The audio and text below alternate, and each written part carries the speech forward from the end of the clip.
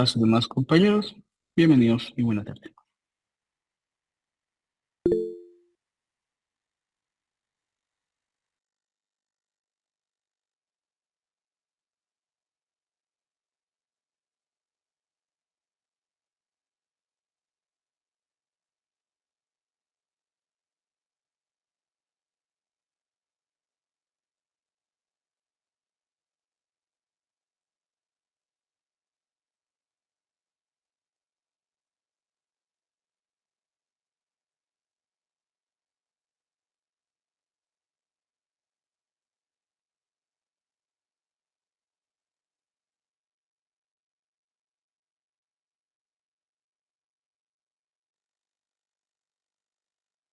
Nuevamente un saludo, estimados jóvenes. Somos ya casi los 50 personas. Están todavía algunos compañeros esperando ingreso. Vamos a esperarles a ellos. A los que ya están, gusto saludarles. Muy buenas tardes. Igualmente, gusto saludarles en el chat. Vamos a dar unos segunditos más y continuamos la clase.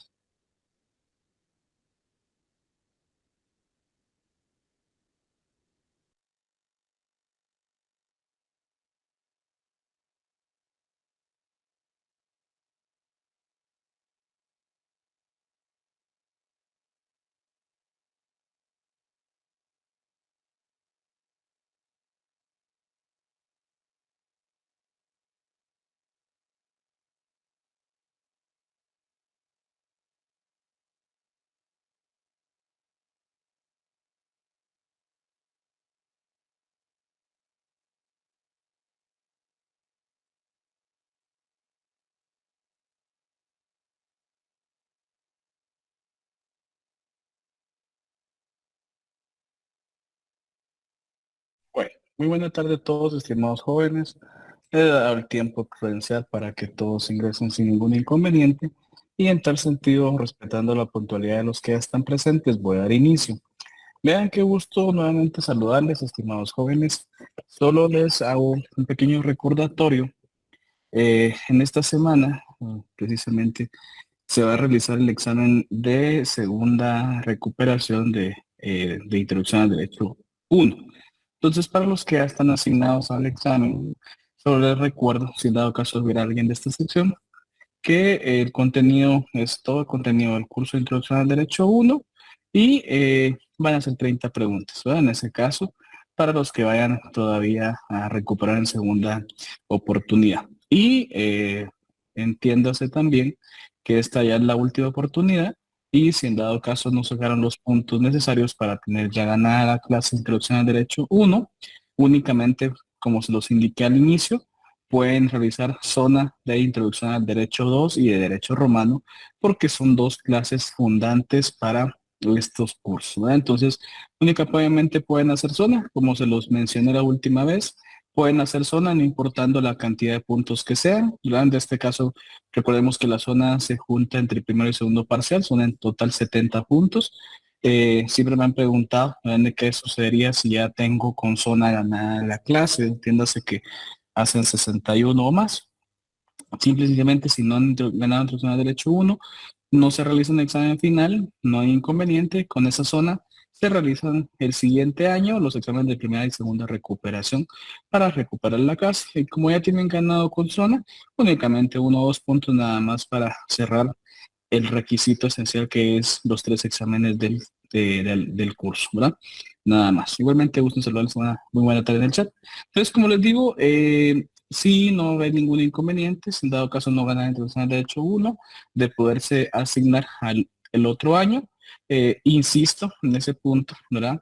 Lo único que pueden hacer es zona y queda nada más ganarla o intentar ganarla en escuela de vacaciones, ¿verdad? Que esperemos así sea, ¿no? Entonces les recuerdo para los que ya están asignados a este examen. Bueno, continuando con el contenido del curso, queridos jóvenes, la última clase tocábamos acerca de lo que era la fe pública como un acto emanado evidentemente de esa certeza y seguridad jurídica que los funcionarios investidos de esta fe pública tienen y que en forma resumida lo que da y lo que permite y lo que confiere esa autenticidad a un hecho, a un acto que va a quedar contenido en un documento público, un instrumento público como tal, ¿verdad? Entonces, me hacían la pregunta, en la última clase, en la otra sección, si había alguna diferencia en este caso en el tema de un documento o un instrumento público. Y me pareció muy buena pregunta, ¿verdad? En este caso, con la duda que surgió de la misma. Y por tal motivo, les voy a comentar, o sea, hacer una pequeña comparación, ¿verdad? En este caso, de, de lo relacionado a este punto, que en realidad les soy bien sincero, este punto es más que todo puro punto de derecho notarial. Pero para que no quede duda y en virtud de la definición que estamos viendo y sobre todo el tema de la fe pública, pues me parece propio hacer un pequeño análisis del mismo, ¿verdad?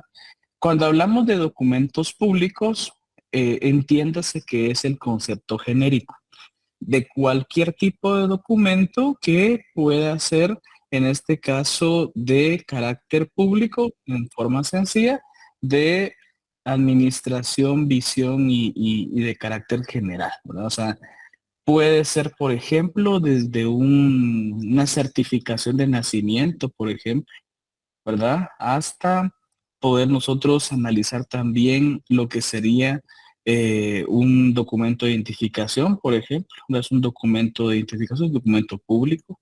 La licencia de conducir es un documento público. Una certificación del registro de la propiedad, en el cual acredite la propiedad de un bien inmueble, es un documento público. Entonces, en realidad, el concepto va encaminado bajo ese criterio, ¿verdad? De que un documento público puede ser cualquiera que tiene acceso cualquier persona y que represente en este caso de hechos que son acreditables y que en este caso tienen el derecho de defensa frente a un tercero, ¿verdad? En este sentido.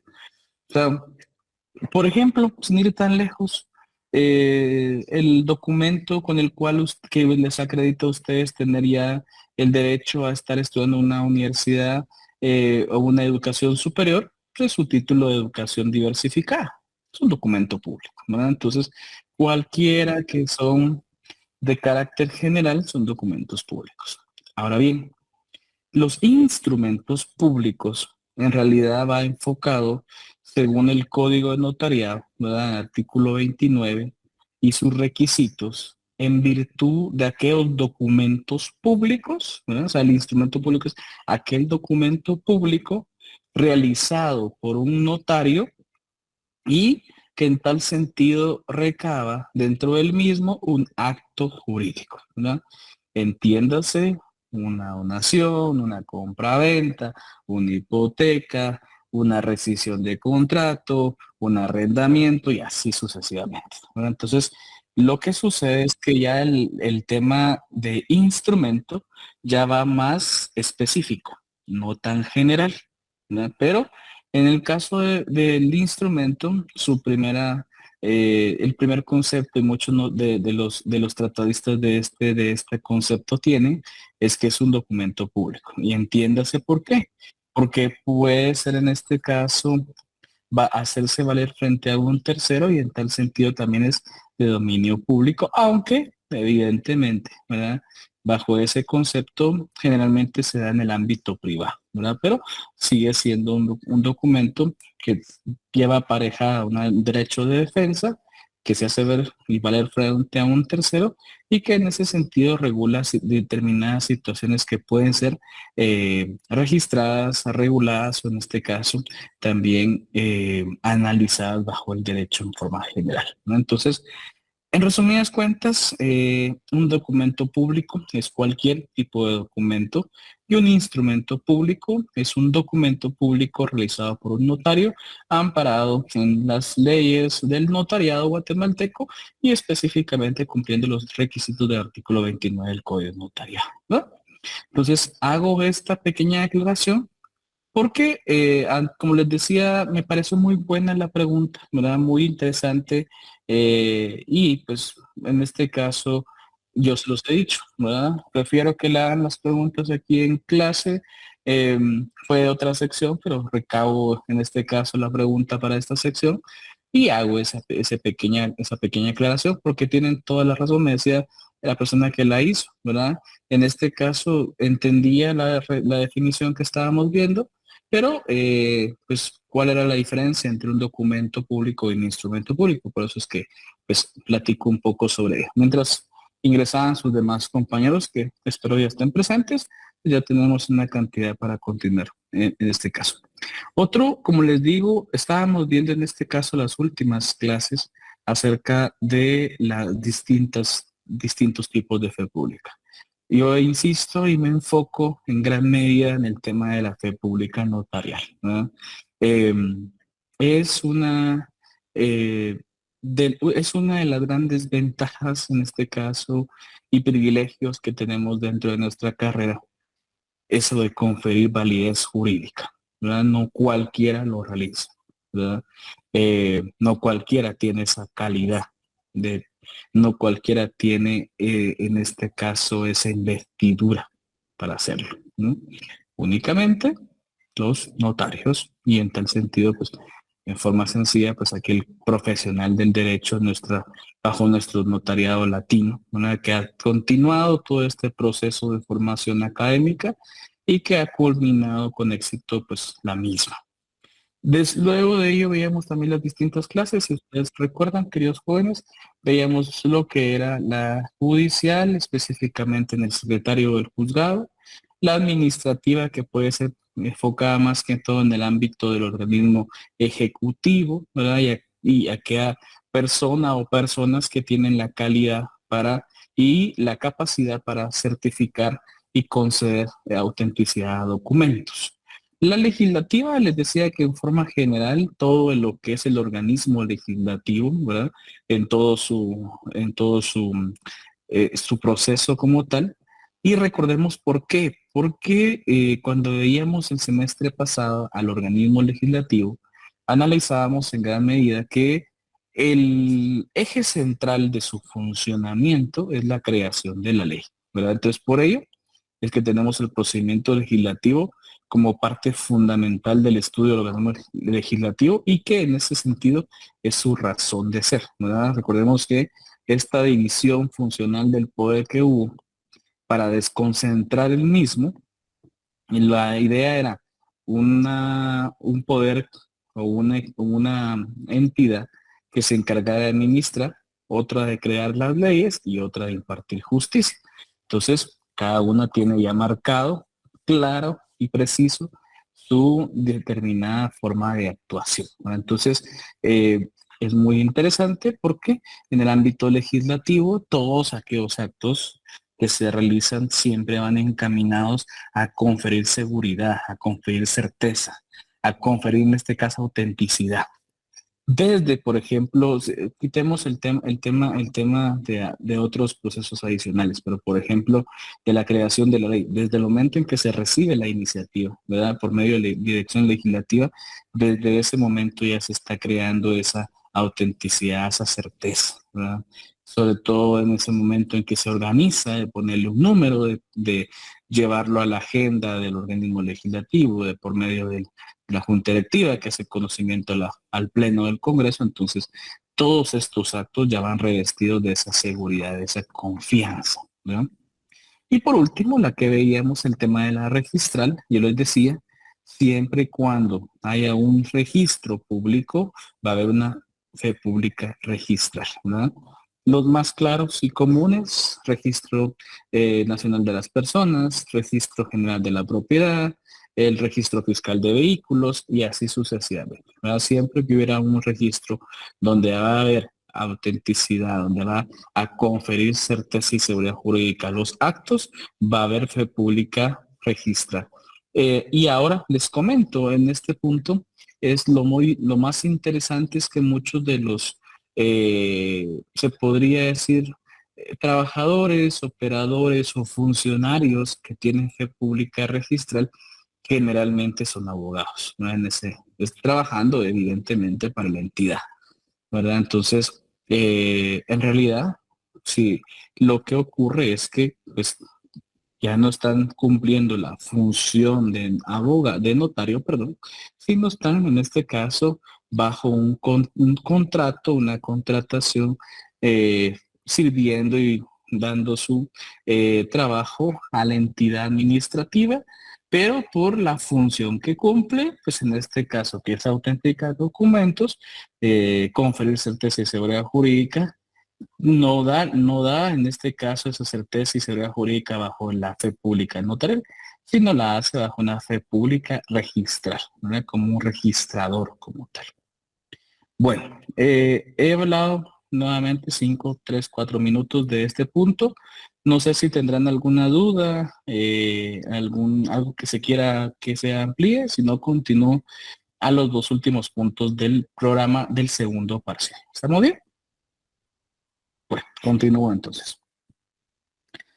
Vamos a hablar acerca de dos puntos muy básicos y fundamentales dentro de este proceso. El tema de jurisdicción y el tema de competencia, ¿verdad? Bueno, pero vamos a ir, antes de iniciar con este punto, a determinar en dónde está enfocado estos dos conceptos. Estos dos conceptos, queridos jóvenes, están enfocados precisamente en uno de los organismos del Estado, en el organismo judicial. Entiéndase, como se los planteaba el semestre pasado, el organismo judicial tiene en realidad dos vertientes de organización. La primera es una organización administrativa y la otra es una organización jurisdiccional. Vamos a esto. La administrativa, yo les mencionaba que aquí encontramos prácticamente a todos los órganos administrativos del organismo judicial, aquellos órganos que no imparten justicia, sino que cumplen una función eminentemente administrativa. Por ejemplo, aquí encontramos eh, a todo lo que son los oficiales, los secretarios de juzgados. Encontramos también, por ejemplo, a todo el proceso, todas las oficinas de reclutamiento o de recursos humanos, todas aquellas oficinas administrativas de personal, de limpieza, de seguridad, ¿verdad? Entiéndase que simple y sencillamente son trabajadores del organismo judicial, ¿verdad? No imparten justicia, no tienen esa calidad para impartir justicia.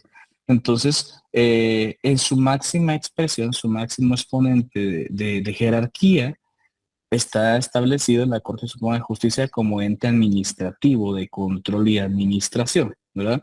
Es entendible que también la Corte tiene doble función en ese sentido, ¿verdad? Porque ustedes saben pues, que son magistrados a la Corte Suprema de Justicia y que también cumplen una función jurisdiccional. Pero ahorita estamos hablando de la función administrativa propiamente dicha, ¿verdad? Entonces, la primera ramificación dentro de este concepto del organismo judicial es que tiene una jerarquía administrativa, ¿verdad? Posiblemente, tal vez alguno de ustedes esté trabajando en este momento en el organismo judicial y pues tiene en este caso un proceso contractual, puede ser por medio de un contrato, por servicios técnicos profesionales, puede ser por un contrato en este caso de personal permanente, como podría ser un 011. Puede ser una contratación de personal semipermanente, como lo es un 021, un 022 en este caso. Y pues cumplen ustedes determinadas funciones en la judicatura donde están asignados. Ahora vamos a esto. ¿Está? Ustedes en ese sentido no tienen aún todavía la capacidad para impartir justicia. En primer lugar, no están graduados, no son jueces, y algunos estén graduados. En este caso todavía no han continuado y en este caso se les ha designado cuál es su judicatura para que impartan justicia. Entonces, bajo ese concepto, están regulados como una jerarquía administrativa de control funcional del organismo judicial. Y como les mencionaba, pues ustedes en este caso tendrán sus jefes, sus subjefes, qué directores, etcétera, no lo sé. Y como máxima expresión de jerarquía, la Corte Suprema de Justicia como ente jerárquico administrativo, ¿verdad? Luego, como les digo acá, no estamos hablando ni tocando nada del tema de jurisdicción. O sea, esa potestad de juzgar aún no lo estamos analizando. Bueno, antes de ingresar, por ejemplo, a lo que es la otra ramificación, la parte jurisdiccional, ¿verdad? Del organismo judicial, eh, quiero tratar un tema del que siempre ha surgido una duda sobre ciertas figuras que pretenden impartir justicia, pero que son más que todo figuras de control administrativo. Yo se los he mencionado, se los indicaba desde el semestre pasado. A mí siempre me ha parecido un tema muy importante e interesante de analizar, por ejemplo, el tema de los jueces o de los juzgados municipales, ¿verdad? En primer lugar, entendamos que ese tipo de jueces, ¿verdad? No pasan un proceso de selección por oposición para que el Estado les otorgue la jurisdicción y competencia establecidas para impartir justicia. En muchas municipalidades, los jueces de asuntos municipales son abogados, porque la mayoría en este caso de las municipalidades ese es el requisito esencial. He visto algunas que no tienen ese requisito, sino que tienen cierre de pensum, ¿verdad? Que sean cierre de pensum el requisito. Pero la mayoría en este caso, pues en este caso piden que sean abogados. Luego de ello, en realidad depende la alcaldía, puede existir uno o dos o tres, ¿verdad? Juzgados de asuntos municipales, dependiendo la jerarquía, la magnitud territorial de la alcaldía que cubre, puede ser uno o dos. Por regla general, he visto en este caso, ¿verdad? Por regla general, la mayoría de municipalidades tiene uno, pues, ¿verdad? Y la verdad es que en gran medida no se da abasto porque cubre jueces, en este caso jueces de asuntos municipales de carácter administrativo y también en ese sentido por hechos de tránsito.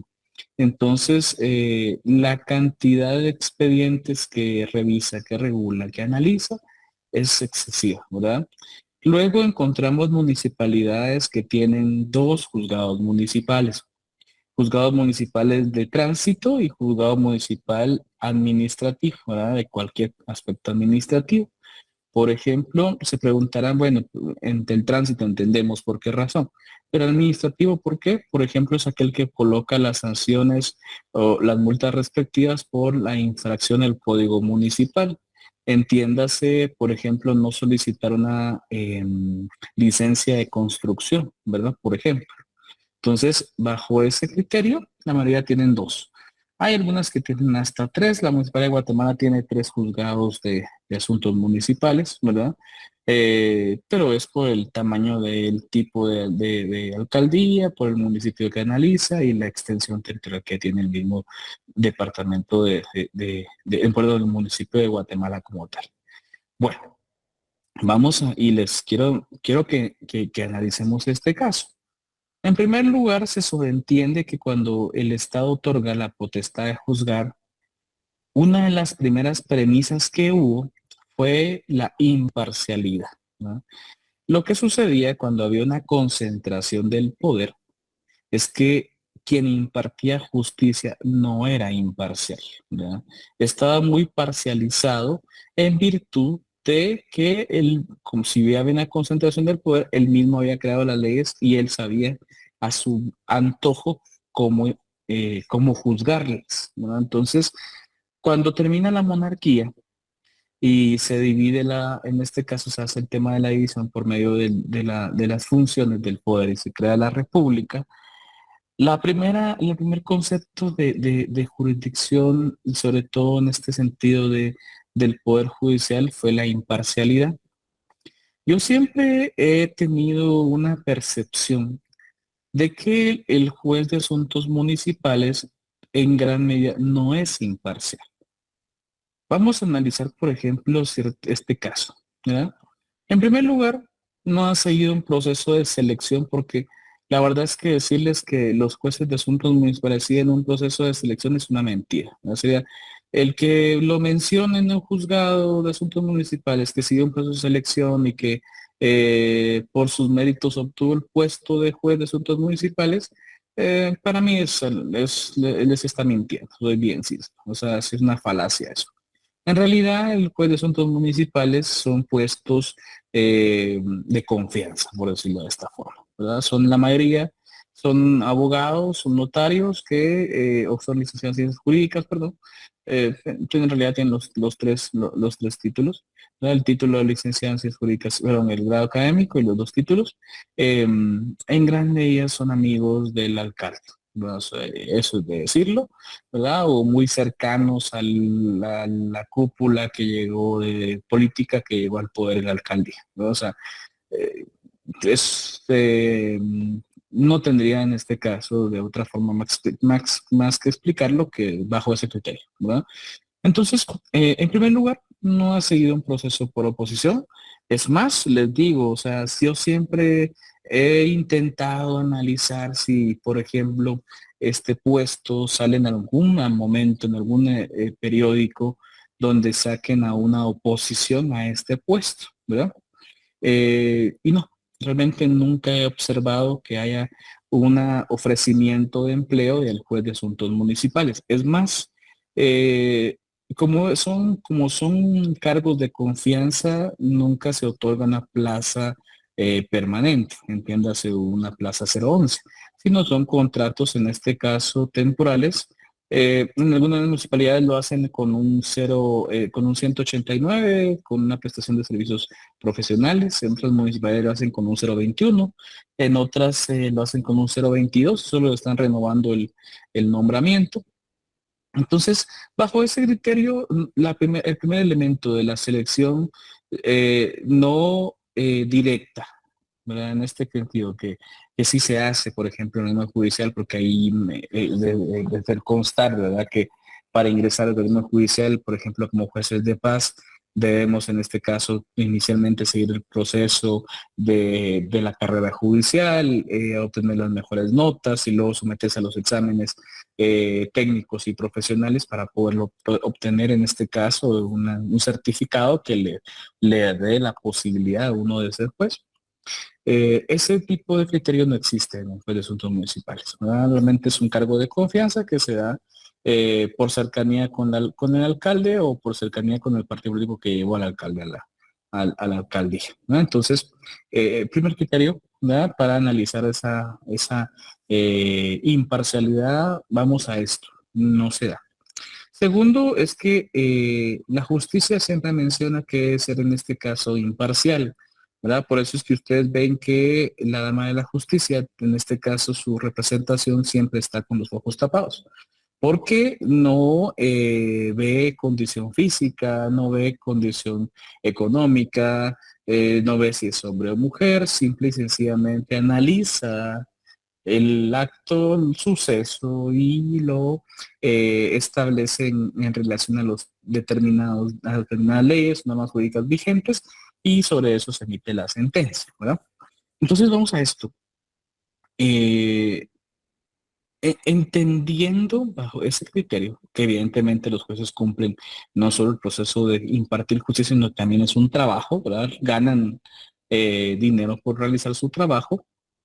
En la alcaldía, en este caso el juez de asuntos mensuales, pues a fin de cuentas sigue siendo un trabajo, ¿verdad? O sea, el juez está ahí por un salario. Pero la diferencia es que yo le soy bien sincero.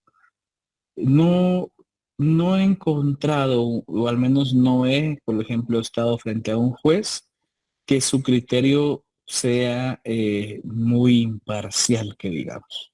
La verdad es que cuando afecta, sobre todo los que son o interesan, por ejemplo, o intentan ser más imparciales son los de asuntos de tránsito, ¿verdad?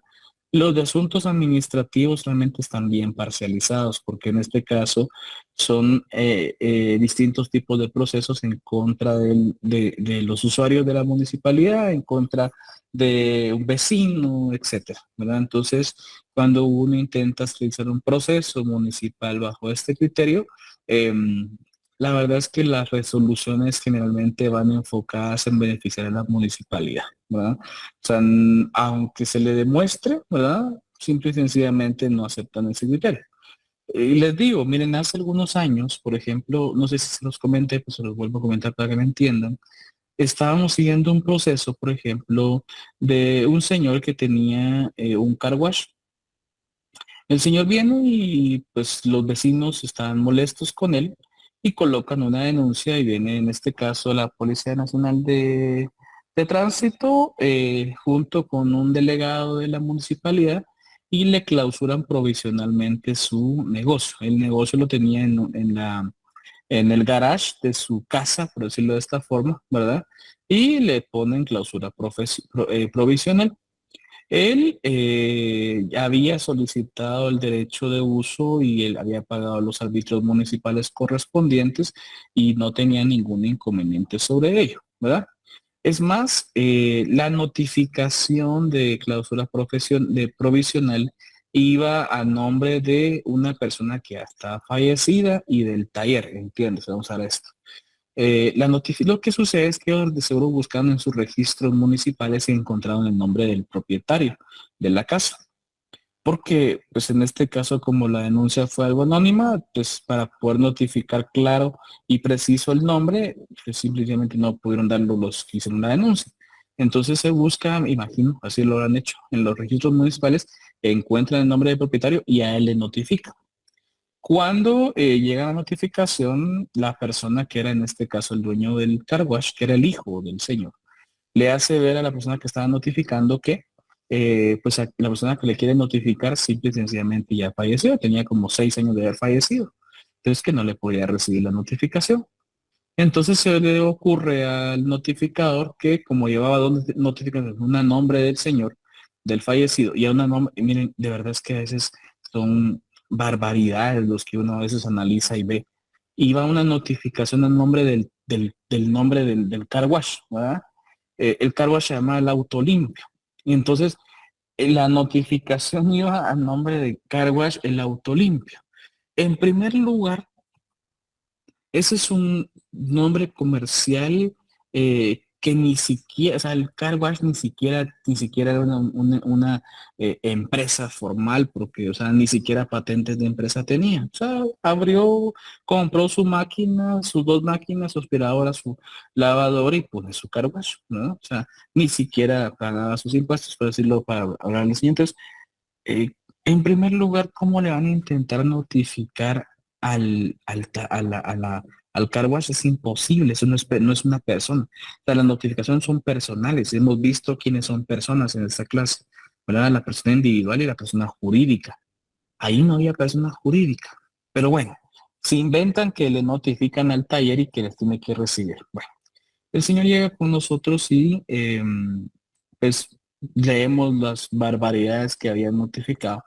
Y la del señor, la del propietario de la casa está fácil porque solo sacamos un certificado de función y lo que hacemos es devolver la notificación, ¿verdad? Nos damos por no notificados. Porque están notificando a alguien fallecido. Simplemente, mire, aunque sí mi papá no se lo puedo recibir, ¿verdad? O sea, y él ya falleció. Notifique a quien corresponda, le decía el último caso dentro del memorial de devolución de la notificación. Lo que estábamos haciendo en este caso era velando por su derecho porque le habían cerrado el taller sin ninguna justificación. Bueno, primero, la notificación del taller, a mí les digo, soy bien sincero, me parecía ridícula. Fuimos a hablar, intentar hablar con el juez de asuntos municipales que haya firmado la notificación, porque es evidente que ellos únicamente están firmando esos documentos. Es muy poco creíble que ellos lo hayan hecho. En realidad tienen ellos sus mismos trabajadores municipales que están trabajando en el juzgado de asuntos municipales y que ellos son los que lo hacen. Y pues evidentemente nos atendió el oficial, era una señorita, la señorita que hizo la notificación. Y permítame un momento, disculpe.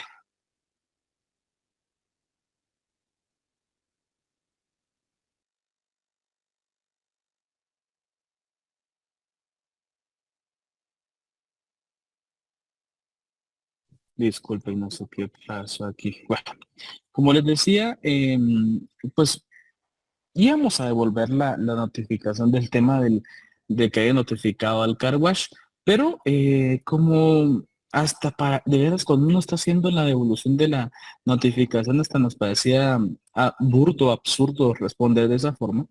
Entonces lo que hicimos, nosotros fue, vamos a intentar hablar con la oficial, ¿verdad? O con el juez, pero sabemos que no nos iba a entender el juez, con la oficial, para explicarle, ¿verdad? Cómo es posible que quiso notificarle al car wash, ¿no? Eh, Miren, lo malo de todo esto, ¿verdad? Es de que uno intenta hacer las cosas de la forma más cordial posible. Y yo no sé si estas personas las trabajan para que en todo momento estén molestas, no accesibles, y poco realmente el conocimiento que tengan. Hubieran visto, o sea, la señorita se puso molesta, inconforme, argumentada que se le había notificado el cargo, es que cada vez que lo deseo, de verdad que miraba a mi compañero que estábamos en ese proceso y nos íbamos a matar de la risa, pero bueno. Bueno, entonces, pues simplemente mejor démonos la vuelta, vámonos y contestemos, ¿ok? Devolvimos las dos notificaciones, ¿verdad? En este caso, y amparado en eso, soltamos un amparo, ¿verdad? Ahí sí, ¿verdad? Que se nos permitiera, ¿verdad? Viendo todas estas ilegalidades cometidas, nuevamente volver a abrir su trabajo, porque a fin de cuentas de eso vivía el señor. Eh, Miren, jóvenes, les voy a decir de forma clara. Intentaron seguir notificando y intentar volver a cerrar el taller. La verdad es que yo dejé el proceso el momento ya que se abrió el taller, y ahí ya no nos llamó el señor. Y por X o Y motivo, hace algunos años que pasé por ahí y el taller sigue funcionando, o sea, el cargo sigue funcionando, ¿verdad? Entonces, vamos a esto, ¿verdad? O sea, es claro y evidente que había una parcialidad en favor de la municipalidad en ese momento, ¿verdad? En las resoluciones que se estaban emitiendo. No se ve el criterio de análisis, de coherencia, ¿verdad? En ese sentido. Entonces, y vamos a esto. Generalmente, cuando hay un proceso en el cual el juzgado de asuntos municipales ya no puede seguir conociendo, porque realmente el juzgado de asuntos municipales es un juzgado de conciliación. El juez no tiene jurisdicción para obligar a las partes. Más de la colocación, por ejemplo, lo único que puede hacer es la colocación de las distintas multas, ¿verdad? Respectivas, el cierre provisional de negocios, pero que es una forma no de impartir justicia, sino de crear en este caso eh, multas administrativas, ¿no? Que muy claro y evidente si no hay fuerza legal, un juzgado con un amparo, o sea, rapidito se eliminan ese tipo de inconvenientes jurídicos. Entonces, vamos a esto. ¿Por qué tomé este paréntesis? Porque a mí siempre me ha parecido que el juez de asuntos municipales no tiene la capacidad de juzgar. En primer lugar, no está dentro del organismo judicial. Otro concepto es que siendo un juez no tiene jurisdicción, ¿verdad? Otro muy propio es que no es propiamente no puede resolver realmente un determinado proceso, sino que da ciertas medidas o ciertas decisiones conciliatorias para intentar llegar a un acuerdo. Cuando no hay acuerdo, se envía a juzgado de paz, por ejemplo, dependiendo del monto, o juzgado de primera instancia. Entonces, que al fin de cuentas esos juzgados sí van dentro de esa parte del proceso del organismo judicial. Entonces, siempre me ha quedado a mí esa duda, ¿verdad? Y cómo actúan, ¿verdad? Y entonces, por ejemplo, pues actúan amparados en el Código Municipal, en ciertos reglamentos que las mismas municipalidades han creado, y sí tengo muy propio el criterio de que están parcializados en favor de la municipalidad, ¿verdad? Realmente los procesos que he llevado es muy poco lo que yo les puedo decir que ha sido imparcial las decisiones, ¿verdad? Soy bien sincero. Eh, bueno, bajo ese criterio entonces, queridos jóvenes, vamos a hablar de quienes sí tienen jurisdicción. La siguiente rama, perdón, Kevin, buenas noches, Kevin, bueno, gusto saludarle. Solo con una consulta. Sí.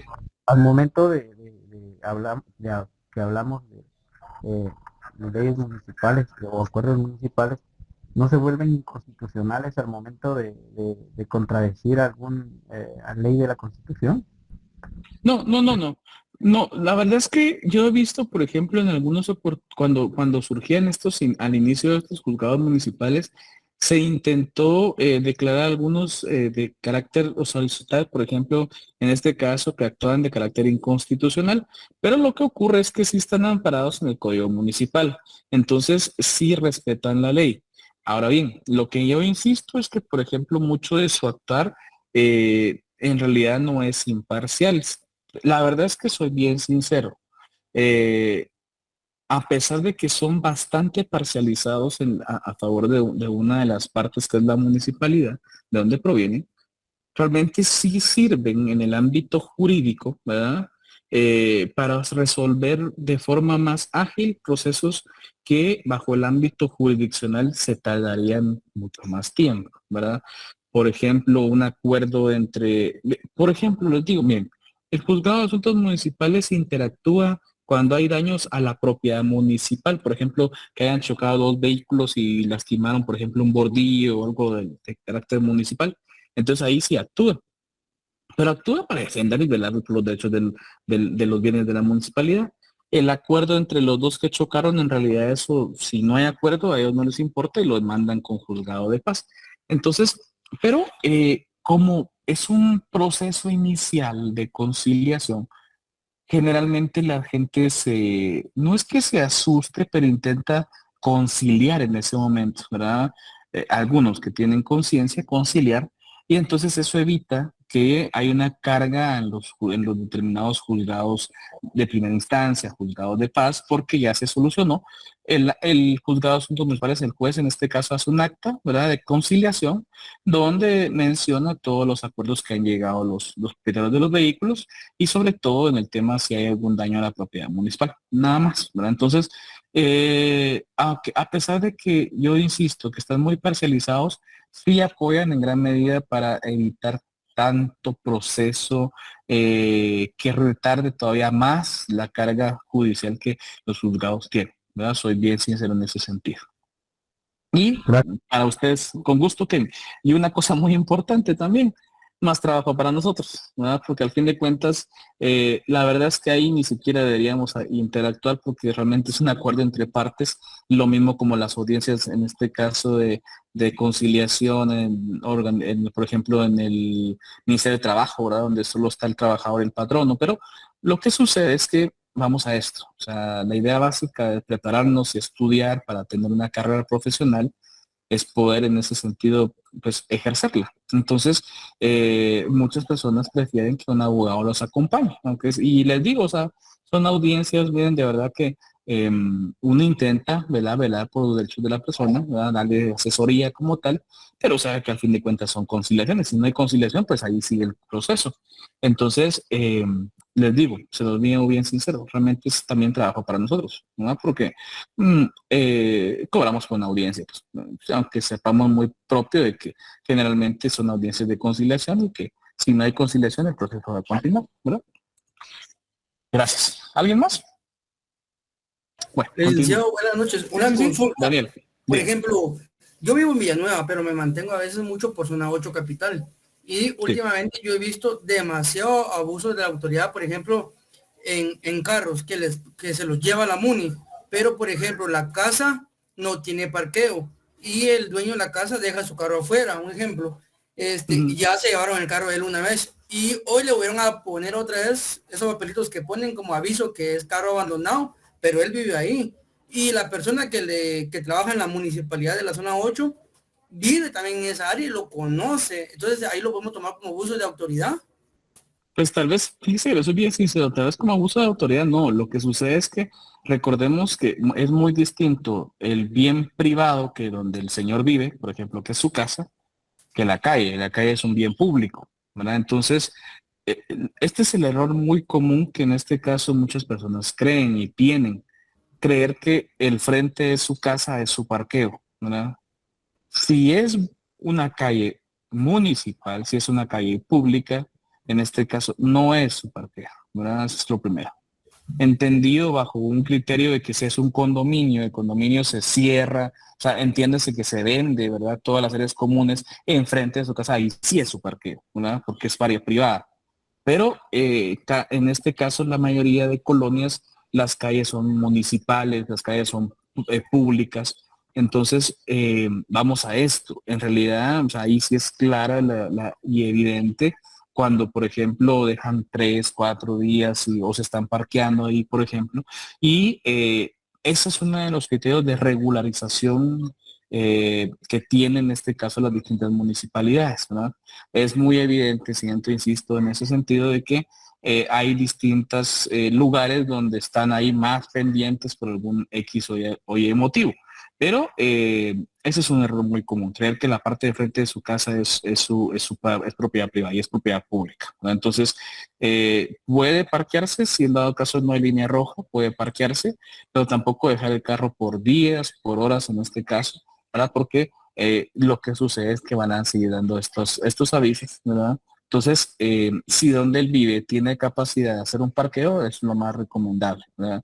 Es más, si tiene parqueo, por ejemplo, la municipalidad del lugar está obligada a respetar el derecho de entrada a ese parqueo, ¿verdad? Entonces, vamos a esto. O sea, enfrente de la casa es público, ¿verdad? Si no es un condominio, si no es un residencial, si no es un apartamento, por ejemplo, donde lo que se vendió fue privado, es público. Entonces, ahí sí no podemos hacer nada, ¿verdad? Soy bien sincero.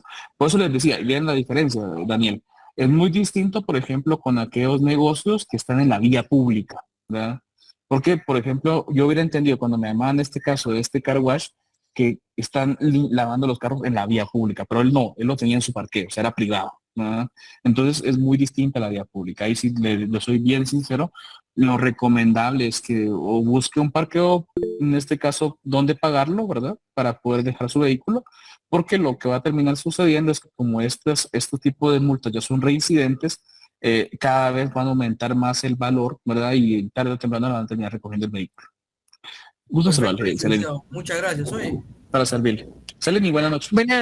Buenas noches, licenciado. Pero fíjese que, por ejemplo, Sí, hay estaciones de policía que tienen una cantidad exagerada de carros chocados afuera. Entonces no es como contradecir, o sea, la calle es pública y pues la policía no es que tengan un gran parqueo, ellos agarran calles, o sea, una calle principal o una avenida principal y llegan incluso hasta obstruir las entradas a casas. Entonces, allí, ¿cómo funciona? O sea, ¿y qué nos ampara a nosotros? Pregunto. gracias, Selene, gracias. Fácil, haga su denuncia en la municipalidad. Ahora bien, fácil es decirlo, difícil es que cumplan la municipalidad su función, ¿verdad? Soy bien sincero, usted tocó un tema muy interesante, el tema de los vehículos chocados que están cerca de las distintas estaciones de policía. Lo que sucede es que aquí nos encontramos a veces entre esos vacíos legales. Lo que ocurre es que muchos de estos vehículos están consignados, ¿verdad? Eh, por determinado hecho de tránsito. Lo ideal y lo que la ley estipula es que no pueden pasar más de 24 horas, ¿verdad? Frente a la comisaría y por tal motivo deben ser trasladados a un predio municipal o predio, en este caso, de gobernación. Lo que no sucede, soy bien sincero, ¿verdad? Lo que no sucede. En ocasiones a los vehículos pasan a veces hasta un año. Yo tengo, por ejemplo, alumnos que trabajan en la policía, algunos cargos altos, y ese tema son temas que no les preguntan porque a fin de cuentas, normalmente ellos me decían que los carros en este caso pasan a veces 18 meses, es lo regular, ¿verdad? Que deben pasar en este caso, o que pasan frente a las distintas comisarías. Luego los 18 meses son recogidos y depende de la instancia del proceso que se lleve, son enviados a los predios municipales o de gobernación. Esto es un tema interesante porque ahí nos encontramos en donde sí procede y en donde no procede. Lo mismo ocurre, por ejemplo, en el caso de, por ejemplo, enfrente del Congreso de la República, ¿verdad? Toda esta parte de la octava y novena avenida. Cada quien hace lo que le dé la gana ahí, sinceramente, ¿verdad? O sea, ahí están los carros de los diputados, y ahí se parquean y ahí los dejan, estando en línea roja y miren, cuesta un montón pasar, ¿verdad? Pero bueno. Insisto, lo que usted menciona, Selene, tiene toda la razón, ¿no? O sea, este sería un proceso que evidentemente tendría Insisto, lo que sucede es que solo le interesa a los que se ven perjudicados, ¿verdad? A los que se ven perjudicados nada más. A las demás personas no les interesa. Y como no hay un interés general, sino a veces se vuelve más privado que general, entonces, a pesar de que están violentando la ley, ¿verdad? Porque no se está procediendo como debería ser, la verdad es que nos encontramos ahí en ese momento de stand-by, ¿verdad? Sí, Kevin. Sí, licenciado, fue un aporte ahí para la compañerita Gracias. Perfecto. de esta complejidad. Pues en efecto, lo que usted menciona, no, los juzgados municipales no accionan en esa situación cuando se involucran a las tanto unidades de bomberos como policiales, ¿verdad? En esa situación de abandono de tanto de autopatrullas o de vehículos chocados, pero sí se puede recibir una solicitud enviada al Ministerio de Gobernación para el retiro de esas unidades y el Ministerio de Gobernación a través de material móvil o de sección de operaciones ordena la, el retiro de esos vehículos que sean enviados a donde fueron justificados, porque la mayoría en su parte policial, por ejemplo, colocan el destino de a dónde va a ir el predio, ¿no? Ya te sea algún Excelente. municipal o un predio nacional, ¿verdad? Correcto. Entonces se hace una Gracias. más Correcto. Ajá. al Ministerio de Gobernación, que es la que le da más continuidad o le da más Más agilidad. a, a esa solicitud del inconveniente, ¿verdad? Gracias, Kevin. Excelente. Muy amable. Aquí, excelente. Nos apoyamos todos. Muchas gracias. Bueno, entonces vean, tratando este tema, entonces ya viendo la rama que sí tiene jurisdicción, vamos al tema de la parte jurisdiccional. El semestre pasado veíamos, por ejemplo, en el caso muy propio del organismo judicial, nos encontramos ante esa jurisdicción, ¿verdad? Como les digo, quienes realmente tienen la capacidad de impartir justicia. Y vamos a esa jerarquía jurisdiccional, ¿verdad? Por ejemplo, jueces de paz, jueces de primera instancia, salas de corte de apelaciones, la Corte Suprema de Justicia como tal, ¿verdad? Sí tienen la potestad de impartir justicia. Y el último tema que habíamos tratado, ¿verdad? En este caso, ¿y por qué razón tienen esa capacidad? Porque el Estado les otorga. El Estado les da esa investidura para impartir justicia. Ahora bien, pero no pueden impartir justicia en este caso, ¿verdad? De un sentido general, sino está limitada. Se fijan los límites hasta dónde se puede impartir justicia. Eso es lo llamado competencia. Puede existir que en un mismo municipio, por ejemplo, hayan 3 jueces de primera instancia. Sí, pero están delimitados por competencia. El territorio es el mismo, municipio es el mismo. Por ejemplo, Misco, el mismo municipio, el mismo territorio. La materia, ahora sí, cambia. Porque, por ejemplo, un juez de asuntos municipales, perdón, un juez de primera instancia de penal, por ejemplo. Un juez de primera instancia civil. Un juez de primera instancia de familia. Se delimita la materia. El grado es el mismo, primera instancia. La cuantía, la misma, primera instancia. Lo que cambiaría sería el turno. Puede ser que en este caso juez de primera instancia y juez de primera instancia de turno. Por ejemplo. Entonces, se va delimitando. ¿Qué ocurre acá? Lo que sucede es que esta forma de especialización jurisdiccional fue más práctica y evidente para profesionalizar las sentencias derivadas de los determinados juzgados. No es lo mismo aquel juez que ve todo el ámbito del derecho de aquel juzgado especializado por competencia. Entonces ahí encontramos territorio. No es el mismo juez de primera instancia de Misco que, por ejemplo, el de Villanueva, que, por ejemplo, el de San Miguel Petapa. Los jueces, los 3 o 4 son de primera instancia, pero están delimitadas su competencia por territorio. Por materia ya vimos, civil, penal, familia, administrativo, laboral, etc. Grado, juez de paz, juez de primera instancia, sala de corte de apelación, y así nos vamos a jerarquía. Por cuantía, puede ser cuantía, hablamos de cuantía de dinero, puede ser juez de paz, depende si es, por ejemplo, Guatemala, más de 65,000, pues ya sería su primera instancia, por ejemplo, y así sucesivamente. Y el tema de turno es que son aquellos que están fuera del horario normal y tradicional de ejercicio de funciones del organismo judicial. hasta las 3:30 de la tarde, luego de ese horario ya es de turno, ¿no? Por ejemplo, alguien está tomándose sus tragos sábado tipo 7, 8 de la noche, se pone ya algo ebrio, tipo 10 de la noche vaya regresando, tiene un accidente, un hecho de tránsito, va a ser conducido y evidentemente, posiblemente lo ve el juez del día el domingo, que ya es un juez de turno, por ejemplo, y depende en este caso de lo que se le está acusando, ¿verdad? Por ejemplo, ¿qué podría ser? Por ejemplo, responsabilidad de conductor, ¿verdad? Pues está ebrio, por ejemplo, ¿no? Entonces, depende mucho bajo ese criterio que podría ocurrir, ¿no? Entonces, jurisdicción única y exclusivamente quien el Estado le ha dado esa potestad de juzgar, ¿no? Los jueces y los magistrados. Y luego la competencia, los límites que se fijen dentro de la misma, ¿verdad? Bueno, si ustedes ven, queridos jóvenes, adelanto una pantalla más y terminamos el contenido para el primer parcial, ¿no? Para el segundo parcial, ¿verdad? Para el segundo parcial. Entonces, la otra clase, lo primero que voy a hacer es pasar todas las diapositivas del segundo parcial y luego voy a comenzar temas del examen final. Esto sucede, es muy evidente. Entonces nos queda tiempo, a veces nos falta tiempo. Entonces ahorita sí sobrado tiempo, prácticamente ya otra clase ya comenzamos contenido del examen final. Y creo, no estoy seguro, ¿verdad? No estoy seguro, pero creo que la segunda fase de exámenes de segundo parcial comienzan la siguiente semana. No estoy seguro, no anticipo nada porque ni he visto, sinceramente, si ya hay calendario, aunque sea extraoficial, no lo he visto, pero creería que comenzamos la otra semana, ¿verdad? Bueno, ¿alguna duda? ¿Estamos bien? Les cuento, ya para terminar la clase, gracias a Dios seguí mejor de mi tos. Ya estoy bastante recuperado. Ahora el que me está preocupando es mi hijo, ¿verdad?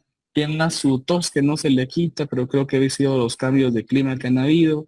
Ya prácticamente casi los 11, 12 días con tos. No es recurrente, tampoco es que sea una tos exagerada. Es en la mañana como que fuera algo alérgico, pienso yo. Y pues las cosas que les cuento, que el doctor nos dejó un jarabe ahí para darle cada 12 horas, y si no, por 8 días, y si después de esos 8 días, ahí sí me dijo, mejor tráigamelo a ver qué más se le puede hacer, ¿verdad? Pero bueno, les comento esto porque les agradezco ahí, en este caso, los mensajes para que me recuperara y les digo, ¿verdad? Voy a tratar compuesto, más o menos, algo así, creo que es lo que le dijeron. Realmente no lo sé, ¿verdad? Porque como tienen 3 años y 3 meses, entonces es otro tipo de medicamento. Creo, pero soy bien sincero, es algo como para la alergia, según lo que más o menos digo. ¿Pero? Bueno, lo dejo hasta acá. Queridos compañeros, muchas gracias por estar ahí presentes. Éxitos en esta inicio de semana distinta, porque el día de ayer no hay actividades, pero inicio de semana ya, comenzando día martes. Un abrazo, jóvenes. Muy buena noche. Feliz noche, Luis. Gracias. Igualmente.